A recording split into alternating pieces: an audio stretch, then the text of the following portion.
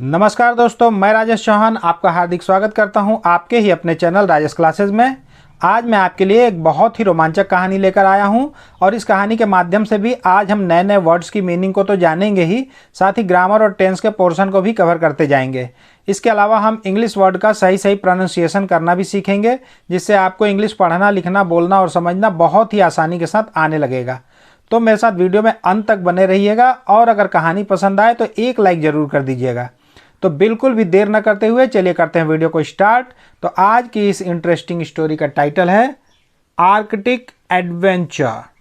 Arctic पृथ्वी के उत्तरी ध्रुव के पास जो आसपास का जो क्षेत्र है उसको कहते हैं, जो कि भूमध्य रेखा के उत्तर में 66.5 डिग्री अक्षांश रेखा से शुरू होती है और दक्षिणी ध्रुव के आसपास के क्षेत्र को तो अंटार्कटिका बोलते हैं।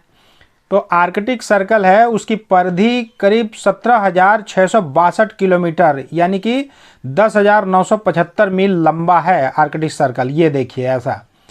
और इस सर्कल का जो उत्तरी क्षेत्र है वो लगभग 1,65,00,000 वर्ग किलोमीटर की स्थिति में फैला हुआ है और यह पृथ्वी की सतह का लगभग 4% हिस्सा कवर करता है। इतना बड़ा क्षेत्रफल होने के बाद भी विषम परिस्थितियों के कारण इस क्षेत्र में मात्र 4 लाख की आबादी रहती है, जो कि आर्कटिक सर्कल के भीतर की भूमि जो 8 देशों में विभाजित है उसमें निवास करती है। वो 8 देश कौन कौन से हैं? वे हैं नॉर्वे, स्वीडन, फिनलैंड, रूस, संयुक्त राज्य अमेरिका का अलास्का क्षेत्र, कनाडा और डेनमार्क का ग्रीनलैंड और आइसलैंड। ग्रीनलैंड जो है वो भौगोलिक दृष्टि से तो अमेरिका महाद्वीप के पास है, लेकिन इस पर डेनमार्क का राज चलता है। उसका जो भी प्रशासन है डेनमार्क चलाता है। बहुत ही प्यारा जगह है ग्रीनलैंड एकदम। विशेष बात यह है कि ये विश्व का सबसे बड़ा द्वीपीय देश है ग्रीनलैंड। यहाँ पे एक भी रेल मार्ग नहीं है। लोग यातायात के लिए रेल मार्ग का इस्तेमाल नहीं करते क्योंकि रेल मार्ग है ही नहीं है, रेल है ही नहीं है। यहाँ पे हेलीकॉप्टर या डॉग स्लेज या फिर नाव से वो लोग अपना परिवहन करते हैं। ये देखिए इस तरह से। ठीक, तो कहानी में फिर आगे बढ़ते हैं। तो इसी की कहानी है आर्कटिक एडवेंचर। एडवेंचर मतलब तो आप जानते हैं जोखिम, साहस, रोमांच। तो ये वहाँ का जोखिमपूर्ण कार्य जो है रोमांच है। Flight R675 flew tourist over the Arctic Circle 5 times a week. एक सप्ताह में जो उड़ान संख्या, फ्लाइट मतलब उड़ान, तो उड़ान संख्या R675 उड़ती है। फ्लू मतलब उड़ती है टूरिस्टों को लेकर, यात्रियों को लेकर, ओवर ऊपर से द आर्कटिक सर्कल। जो आर्कटिक सर्कल है उसके ऊपर से वो हफ्ते में 5 बार, 5 टाइम, हफ्ते में 5 बार यात्रियों को लेकर उड़ान भरती है। The plane had all the latest gadgets to help it fly even in bad weather. जो प्लेन जो उड़ती है मतलब वहाँ पे इतनी विषम परिस्थिति है, ठंडी ठंडी बर्फीली हवाएं चलती हैं, इस कारण उस प्लेन के पास, हैड जो है ये पॉजेसिव वर्ड है ना, इसका मतलब हुआ के पास। ये हेल्पिंग वर्ब नहीं है क्योंकि उसके बाद यहाँ पे नाउन लगा हुआ है ना। लेटेस्ट गैजेट्स, गैजेट्स मतलब होता है यंत्र, कलपुर्जे। तो नवीनतम, लेटेस्ट मतलब नवीनतम, आधुनिक। तो वो जो प्लेन है उसके पास नवीनतम आधुनिक गैजेट्स थे, यंत्र थे, कलपुर्जे थे। टू हेल्प इट फ्लाई मतलब उड़ने में मदद करने के लिए। Even in bad weather, even मतलब होता है यहाँ तक कि भी। इवन मतलब समतल, बराबर, ये भी होता है, लेकिन इस सेंटेंस के मुताबिक इसका मतलब होगा यहाँ तक कि बैड वेदर, बुरे मौसम में भी, खराब मौसम में भी वो आसानी से उड़ान भर सके, इसके लिए उस प्लेन में लेटेस्ट नवीनतम उपकरण लगे हुए थे। यहाँ पे डी साइलेंट्स है क्योंकि एक नियम है, जब भी डीजी एक साथ होंगे तो वहाँ पे डी साइलेंट्स हो जाता है। और यहाँ पे मैं यहाँ जी को ग पढ़ रहा हूँ, गैजेट्स, यहाँ पे जी को ज पढ़ रहा हूँ। ये ऐसा क्यों होता है? क्योंकि जब भी जी के बाद ई आई वाई में से कोई एक लेटर हो तो वहाँ पे जी को ज पढ़ते हैं और बाकी कोई भी लेटर होने पे जी को ग पढ़ा जाता है। ये मेरे इस वीडियो में आप बहुत अच्छी तरीके से जान सकते हैं, कृपया ज़रूर देखें। तो आगे बढ़ते हैं। However, today the pilot David was worried however मतलब होता है हालांकि, हालांकि आज जो पायलट था, पायलट मतलब विमान चालक, डेविड, जो विमान चालक डेविड था, वाज वरीड, वो चिंतित था। ये एडजेक्टिव हुआ ना, क्योंकि ये इसकी दशा बता रहा है, अवस्था बता रहा है डेविड की, कि वो चिंतित था। They had started out with clear skies, वो had started past perfect tense, क्योंकि यहाँ पे हेल्पिंग वर्ब हैड लगा हुआ है और जस्ट तुरंत बाद वर्ब का थर्ड फॉर्म लगा हुआ है। तो वो जब उड़ान भरा था, भर चुका था, तो उस समय क्लियर स्काई था, क्लियर स्काई में वो उड़ान भरा था, मतलब साफ, आसमान साफ था। स्काई मतलब आसमान, क्लियर मतलब साफ, उस समय आसमान बिल्कुल साफ था। बट सून, बट मतलब लेकिन, शीघ्र ही, सून मतलब शीघ्र ही हैड सीन, वह देखा, हैड सीन ये भी पास्ट परफेक्ट टेंस है, क्योंकि यहाँ पे भी हेल्पिंग वर्ब हैड लगा है, उसके जस्ट तुरंत बाद वर्ब का थर्ड फॉर्म लगा है, V3 लगा है। तो वह तुरंत वह देखा था, देख चुका था, storm clouds on the horizon. तो वो क्या देख चुका था? स्टॉर्म क्लाउड्स, तूफानी, स्टार मतलब तूफान, तूफानी क्लाउड्स, क्लाउड्स मतलब बादल। तो वह तूफानी बादल को, होराइजन, होराइजन मतलब होता है क्षितिज, क्षितिज पर जो आसमान के अनंत दूरी तक समानांतर पैरेलल जो दिखता है ना, उसको क्षितिज बोला जाता है। तो क्षितिज पर जो है वो तूफानी बादल वो देख चुका था। He decided to turn the plane around, उसने फैसला किया, डिसाइडेड, डिसाइड मतलब फैसला करना, तय करना, निश्चित करना। तो उसने फैसला किया to turn the plane around, turn around एक ही फ्रेज है कि मतलब मोड़ना। तो मोड़ने के लिए वो प्लेन को, उस जहाज को, विमान को वापस मोड़ने के लिए वो फैसला किया। But it was too late, लेकिन बहुत देर हो गई थी। विथ अ सडर, सडर मतलब होता है कंपकपी, थरथराहट।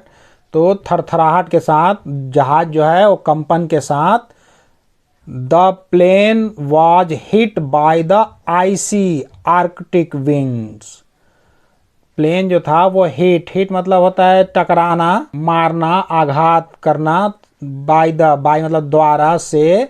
तो किसके द्वारा वो आघात किया गया उस प्लेन पर?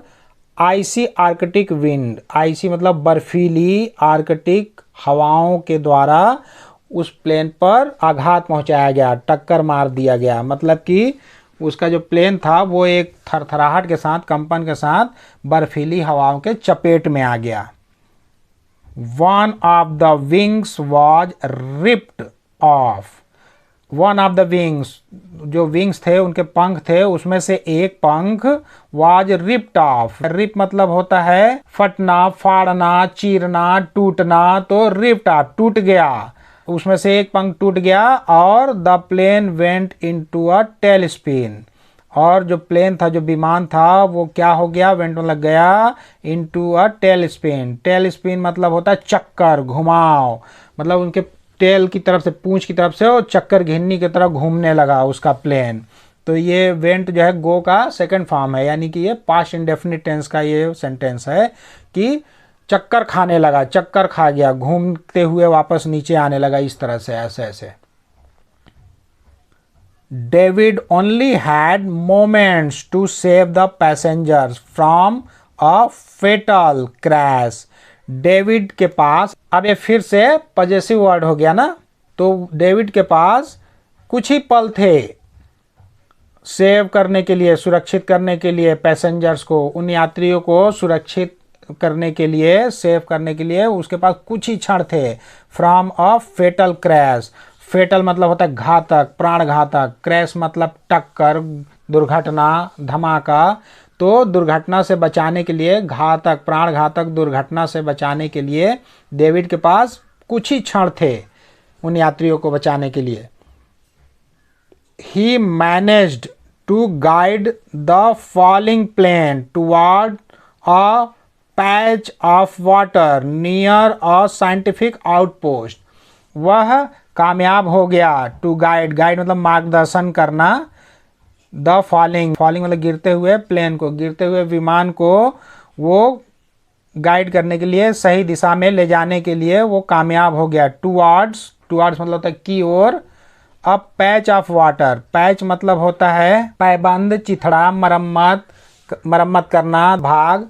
तो वो यहाँ पे पैच ऑफ वाटर मतलब बोलेंगे कि पानी के एक भाग पर उसे उतारने के लिए वह कामयाब हो गया, उतारने में वो कामयाब हो गया।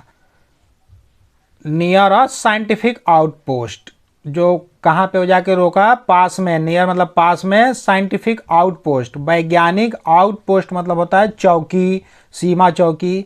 जो वैज्ञानिक सीमा चौकी वहाँ बनी रहती है आर्कटिक सर्कल में, और बहुत जगह जो भी दुर्गम स्थान रहते हैं वहाँ पे वैज्ञानिक चौकी, सीमा चौकी बनी रहती है। उसमें आधुनिक गैजेट्स लगे रहते हैं, उपकरण लगे रहते हैं मौसम को देखने के लिए, संकेत भेजने के लिए। तो वहाँ पे उसके नज़दीक पानी के एक भाग पर उतारने में जो डेविड था वो कामयाब हो गया। नन वॉज हर्ट, कोई भी घायल नहीं था, किसी को भी चोट नहीं लगी थी। हर्ट मतलब घायल, चोट, आहत, चोट पहुंचना। तो कोई भी घायल नहीं था, लेकिन they all had to trek through the terrible storm. लेकिन उन्हें, उन सब को, दे ऑल, उन सब को हैड टू मतलब होता है करना पड़ा। जब कोई चीज़ हम मजबूरी में विवशतावश करते हैं तो वहाँ पे had to, has to, have to लगता है ना, तो इसका मतलब था करना पड़ा। तो उन्हें क्या करना पड़ा, track through the terrible storm. Track मतलब होता है दुर्गम यात्रा, कठिन यात्रा, बहुत ही मुश्किल भरा यात्रा करना पड़ा। टेरिबल, टेरिबल मतलब भयानक, स्टॉर्म मतलब तूफान, भयानक तूफान के माध्यम से उन्हें जो यात्रा करनी पड़ी, दुर्गम यात्रा करनी पड़ी। To reach the scientific outpost, to मतलब के लिए, रीच वहाँ पहुँचने के लिए, द साइंटिफिक आउटपोस्ट मतलब जो वैज्ञानिक जो चौकी थी, वैज्ञानिक सीमा चौकी थी, वहाँ तक पहुँचने के लिए उन सभी को बहुत ही कठिन यात्रा करनी पड़ी, दुर्गम यात्रा करनी पड़ी। उन्हें वहाँ से होकर गुजरना पड़ा, इतने भयानक तूफानी बादलों के बीच से होकर गुजरना पड़ा। They could hardly believe it when 24 hours later they were rescued and flown home. दे किसके लिए लग रहा है, ये प्रोनाउन लग रहा है उन यात्रियों के लिए, पैसेंजर्स के लिए। तो वे कुड हार्डली बिलीव, हार्डली मतलब कठिनता से, कठिनाई से, बहुत मुश्किल से विश्वास, बिलीव मतलब विश्वास, वे बहुत मुश्किल से विश्वास कर पाए। कुड मतलब सके, पाए, वे बड़ी मुश्किल से विश्वास कर पाए इस पर, इट मतलब इस पर, ये जो दुर्घटना अभी हुई थी उस पर। When 24 hours later they were rescued, जब 24 घंटे बाद, आवर्स मतलब घंटे, 24 घंटे बाद, लेटर मतलब बाद में, वे बचा लिए गए थे। और फ्लोन होम, फ्लोन मतलब होता है भेजा गया, उड़ना, उड़ाना, तो घर की तरफ, और उन्हें भेज दिया गया। जब उनको बचाकर, जब उनको 24 घंटे बाद उन्हें रेस्क्यू करके बचाकर उनको घर के लिए उड़ान में भेज दिया गया, तब वो बहुत मुश्किल से, बड़ी मुश्किल से वो विश्वास कर सके कि ऐसी कुछ घटनाएं अभी घटी थी, मतलब हम मौत के मुंह से बिल्कुल बाल बाल बचे हुए थे। तो इस तरह डेविड की सूझबूझ और उसके जो एक्सपीरियंस थे, अनुभव थे, उस अनुभव की वजह से एक बहुत बड़ा हादसा होते होते बचा। हालांकि माल का तो नुकसान हुआ, लेकिन जान पूरी तरह से सही सलामत हो गए। आज की कहानी में बस इतना ही। आज की कहानी के माध्यम से भी आज हम नए नए वर्ड की मीनिंग को जाना और ग्रामर की बारीकियों को भी हमने जाना। अगर मेरा यह वीडियो पसंद आया तो प्लीज़ वीडियो को लाइक करें, चैनल को सब्सक्राइब करें और बेल आइकन को प्रेस करके ऑल पर ज़रूर सेट कर लें, ताकि मेरे आने वाले हर वीडियो का नोटिफिकेशन सबसे पहले आपको मिल सके। तो बहुत जल्द मिलते हैं एक और ज्ञानवर्धक और मज़ेदार वीडियो के साथ। तब तक के लिए आप लोग अपना ध्यान रखें, खुश रहें, मस्त रहें, स्वस्थ रहें। नमस्कार।